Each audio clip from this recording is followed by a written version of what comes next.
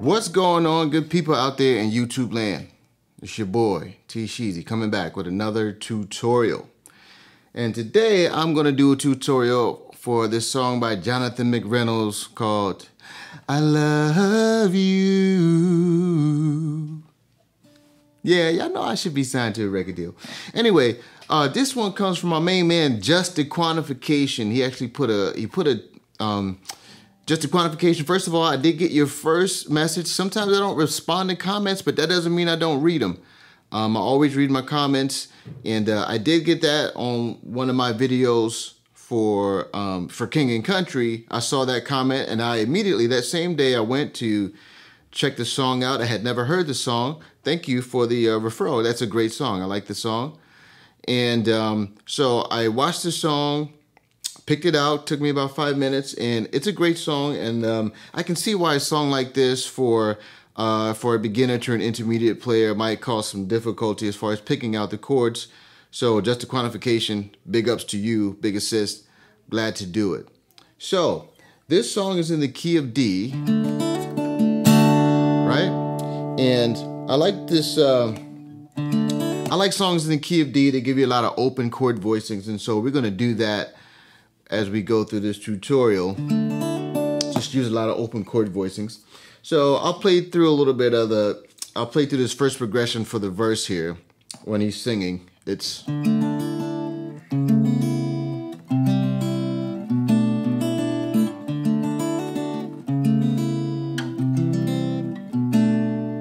okay. So this little movement here is just like a little chromatic walk down, starting from the 1, which is D. And I play a D sus2, and if you can see my hand here, you know the classic D shape. But the classic D shape, if you just lift up your middle finger from the high E string, that's a D sus2. So you're playing the high E string open. So it's a D sus2, and I use my fingers just to. It's actually a lot of keyboard. I think Rhodes they're playing on this, but for the guitar, this is how you would do it. So, if you do a little finger style or if you use a pick, it doesn't matter. Just these are the chords. So that D2. And then this second shape here. This is basically an A sus2 over C sharp. Okay, an A sus2 over C sharp. So what I'm doing here is with my pinky, I'm grabbing the C sharp here on the 4th fret on the A string. And then I'm playing like an A sus2. Just like that, I'm playing an A sus2, and with my with my 1st and 2nd finger, I'm playing the 2nd fret on the D and the G strings, just like that. So you put my pinky back, right, and then the B and the E strings are open. Okay, so the B and the E strings are open. It's an A sus2 over C sharp, and then it just slides down to a C major. Classic C major shape right here. That shouldn't need a whole lot of explanation. And then there's a B minor 7 with some sort of extension. I like to play it this way. And with that E, with the open E, it makes it a B minor 11 because E is the 4th and it's an octave up, so 7 plus 4 is 11. Hence B minor 11. This has a little tidbit, B minor 11, B minor 7, B minor 13. These are all extensions with a flat 7. I won't go into that too much because I don't want this tutorial to be too long. But this is just a nice open way to play a B minor, any B minor, like this. So what I'm doing here is with my 1st finger, I got the 2nd fret on the A string. I'm muting the D string. Then I'm playing the 2nd fret on the G string. And then the 3rd fret on the B string, and then the E, the high E is open. Just like that. So once again.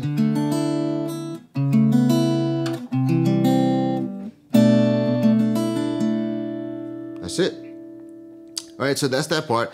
And then in the pre-chorus, and sorry, I don't know the lyrics to this song, but in the pre-chorus, it goes like this.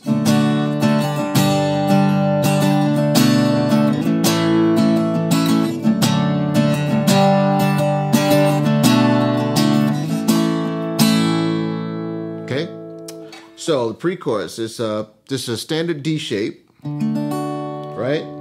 And what I like to do, this is the D over F sharp, okay? How I like to play this chord is just reach over the top of the neck with my thumb and grab the F sharp. So it's to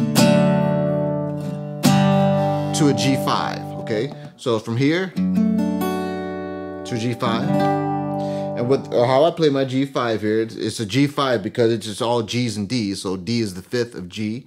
So it's a G5 because it's only the root and the fifth. So it's G on the low E string.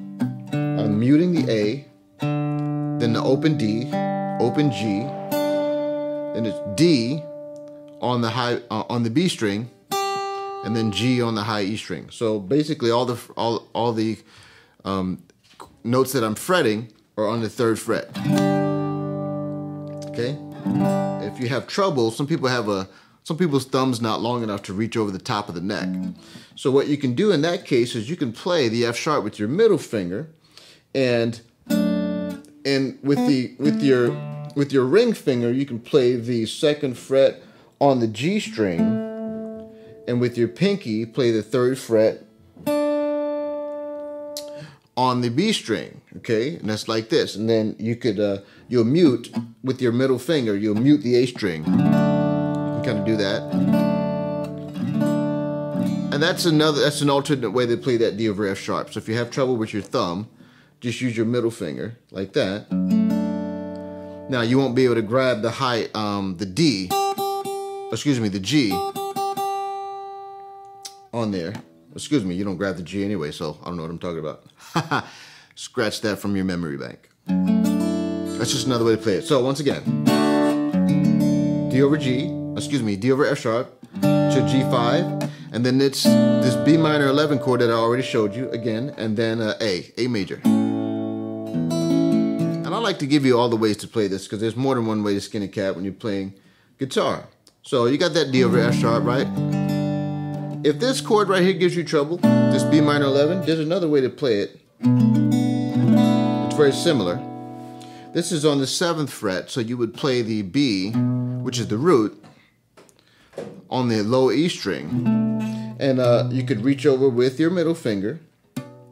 On that fret, you would mute the A string. And then on the 7th fret again, on the D string, you'd play that note, and then on the 7th fret also with your pinky on the G string, and then everything else open. So this is just an easy way to transition from here, this B minor 11 to an A major. And this is the A major with the kind of like the C shape, okay? Because basically here's the A that's open. All right, and here's the 5th. The A that's open. Here's A again. There's C sharp the 3rd, and E the 5th. Just like that. And play the high E open. So you can go like this, or you can do like this.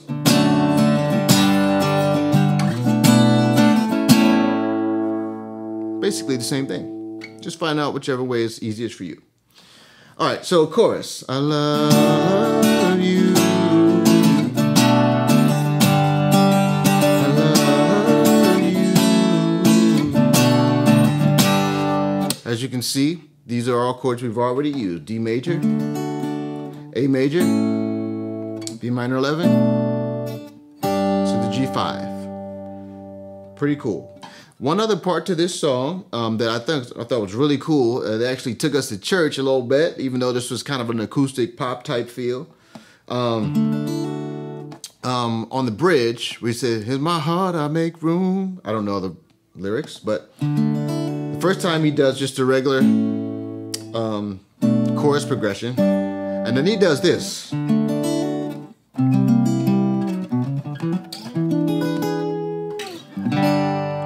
I just thought that was cool. Now I threw the